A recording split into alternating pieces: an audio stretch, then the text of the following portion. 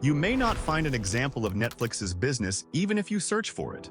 When Netflix started its business, its competitor Blockbuster had 60,000 employees and more than 9,000 stores all over the world. When it comes to sales, they used to earn $6 billion annually without doing anything. On the other hand, Netflix did not even have enough money to buy a new sofa in its office. Fed up with this situation, Netflix wanted to sell its company to Blockbuster. But CEO of Blockbuster started laughing at them.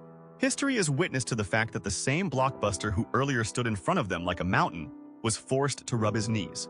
After just a few years, Netflix wiped out the name and trace of Blockbuster, and today it is a company worth $280 billion. But how is all this possible? Welcome to another video of Beyond the Facts. This is the year 1997 when the trend of internet business was increasing. Jeff Bezos used to sell books on the internet through Amazon, and he was getting good success. Mark Randolph also wanted to start an internet business, but the problem was which business to start. For many months, Mark always kept a notebook with him wherever he went in which he used to write new business ideas, and then he used to share those ideas with his friend Reed Hastings.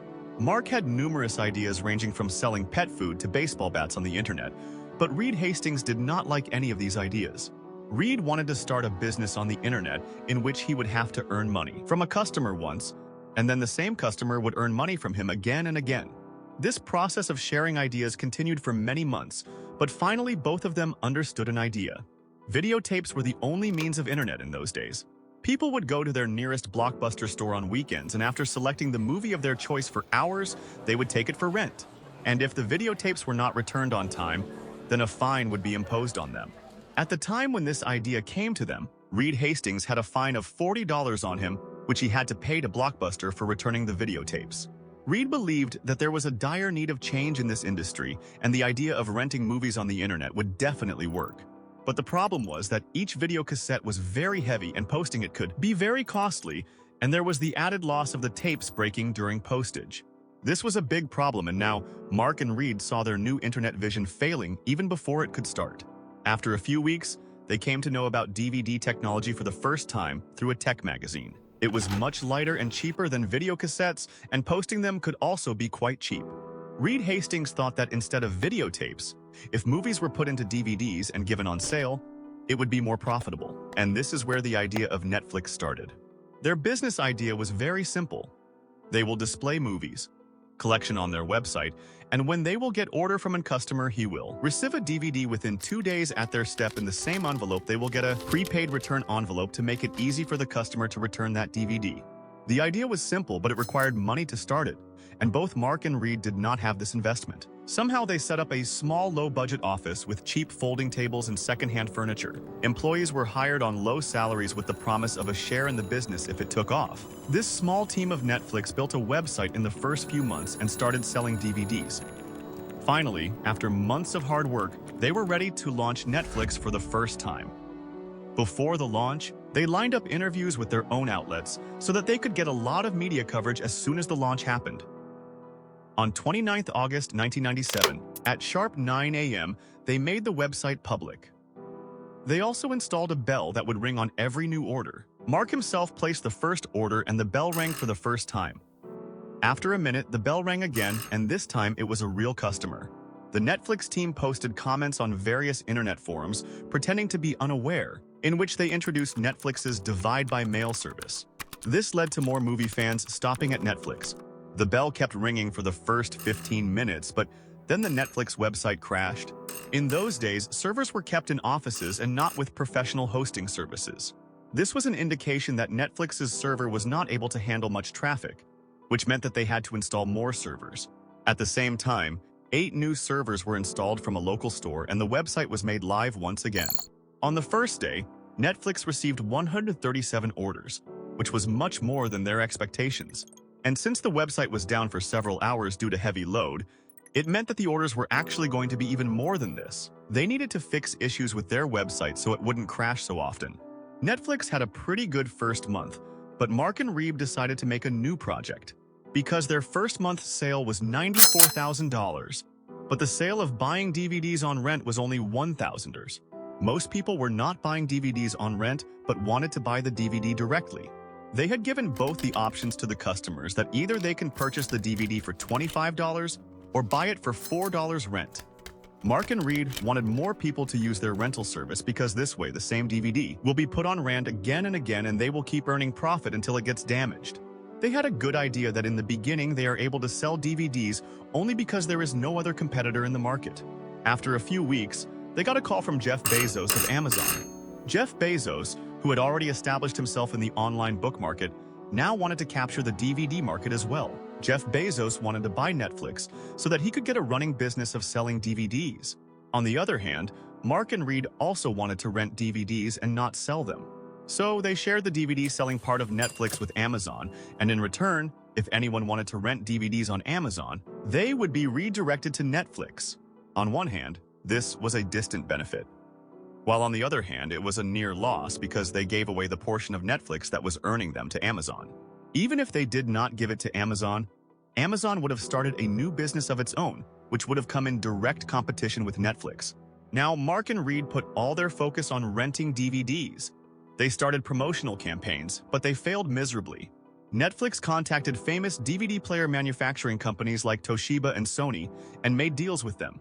The deal was that any customer who buys their DVD players will be given a Netflix coupon code through which they can rent 10 free DVDs. But this promotion failed because the coupon codes on the DVD players were not pasted inside the box but outside the box. That means even if someone did not buy a DVD player, they could see the Netflix coupon code from outside. Due to this, Netflix had to give a lot of DVDs for free in the beginning, and only 5% of these new customers became regular Netflix customers, meaning this was a loss-making deal. On top of that, in the deal with Amazon, they were sending customers to Amazon to sell DVDs, but very few customers from Amazon were coming to Netflix to rent DVDs. After this, an incident happened in American politics which Netflix could have cashed in on completely. But here also something happened which Netflix had no idea about. The American president Bill Clinton got into a love affair with Monica, an intern of the White House, and the secret of this story was revealed.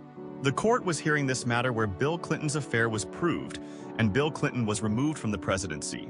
At that time, the whole of America was searching for the video of this court trial. Netflix wanted to take advantage of the opportunity and put the trial video on its website through DVDs. The arrow had hit the target and Netflix got numerous orders, but the problem was the company that was writing this video on DVD was the same company that was dealing in adult movies. And by mistake, they wrote adult movie on DVD instead of the trial video and gave the money to Netflix. And the icing on the cake was that Netflix dispatched all these DVDs to its customers without checking. When this matter came to light, Netflix apologized to all the customers, but by then the damage had been done. The loss of the promotion was more than the expected profit. Till now, Netflix's idea of renting DVDs was not earning, and they were doing every work that Blockbuster did. That was renting DVDs. The only difference was of the internet, because Blockbuster was doing the same work through physical stores and Netflix was doing it through the internet. Mark got an idea that, why don't we start a subscription system in which customers will have to pay a monthly fixed amount, and in return they will be given 4 DVDs. This will result in 4 DVDs being with the customers all the time, and they can take their favorite DVD whenever they want and return the old one. This will reduce the pressure of late fees. Luckily, this idea worked, and at the first day people who saw this promotion, 90% of them subscribed. These were the customers for whom Mark and Reed had worked so hard. With the help of subscription, Netflix's income started increasing rapidly, and the same customers started paying them money every month. On the other hand, Blockbuster, their biggest competitor, was running more than 9,000 physical stores, and they used to get $800 million annually just because of late fees, while at that time Netflix's total sales were only $5 million. This is a huge difference. It is said that if there was anyone behind the success of Netflix, then it was their own competitor Blockbuster. Because if Blockbuster wanted, they could have easily defeated Netflix in an instant. But Blockbuster's laziness took them down. Blockbuster was taking the internet business very lightly, and because they had their own physical stores running, they did not need small internet business. The owners of Netflix knew very well that their business will only run till Blockbuster also starts DVD by mail service. Hence, they made a plan that why don't we sell our entire running business to Blockbuster? In this way, they can get good money, and they will also work on payroll of Blockbuster. So they arranged a meeting with CEO of Blockbuster. The CEO of Blockbuster quietly listened to their offer and then asked for their demand. Reed Hastings said $50 million. On hearing this, the CEO of Blockbuster started laughing loudly. Mark and Reed understood very well that Blockbuster has no interest in buying Netflix, and they had to leave from there empty-handed. Time passed, and Netflix's subscriptions kept increasing. But Blockbuster remained firm on its victory that something like internet business cannot run for long. But then in 2004, for the first time, Blockbuster realized that slowly their customers were signing up for Netflix where they could get their favorite DVDs delivered to their homes. At this point, Blockbuster started its own DVD by mail service, but it was too late. It took Netflix 7 years to understand the behavior of its customers. They installed such algorithms on their website that showed customers only those movies in which they were interested. And obviously, Blockbuster, even if it wanted to, could not do this so quickly. In 2007, when Blockbuster was promoting their DVD by mail service at the same time, Netflix was planning to introduce video on demand service, which means streaming of movies on internet, which means there is no hassle of DVDs. Come directly, watch the movie, and the story ends. For the first time in the world, a streaming site was doing this. With this, Netflix started getting customers from all over the world, even outside America, because they could post DVD by mail only in America. On the other hand, Blockbuster was counting its last breaths. They started taking hasty steps which affected their business a lot, like Netflix, removing the late fee, or even waiving off the rewind fee of video cassettes. When a customer returned a videotape without rewinding it, Blockbuster would charge extra for rewinding it again. That is, Blockbuster was extracting money from customers by squeezing them for so many years. And Netflix was busy improving its customer experience. Eventually, more customers started signing up on Netflix, and in 2010, Blockbuster went bankrupt and filed for bankruptcy. Blockbuster took a long time to change itself with technology, and this step led to its billion-dollar empire. Actually, what Blockbuster did is a part of human psychology. When we have a business going, we want it to continue like this and are reluctant to change ourselves. Meanwhile, someone else comes and takes advantage of it and fulfills the market's gap. Something similar happened with Nokia mobiles and Kodak photography. They too did not change themselves with technology, and other companies left them behind.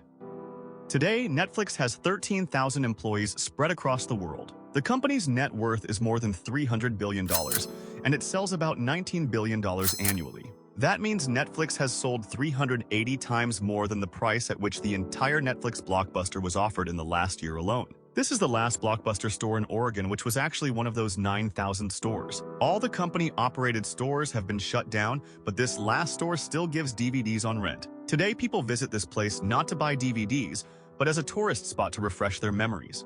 I hope you will like and share this video of Beyond the Facts. Thank you very much for your loving comments. See you in the next wonderful video.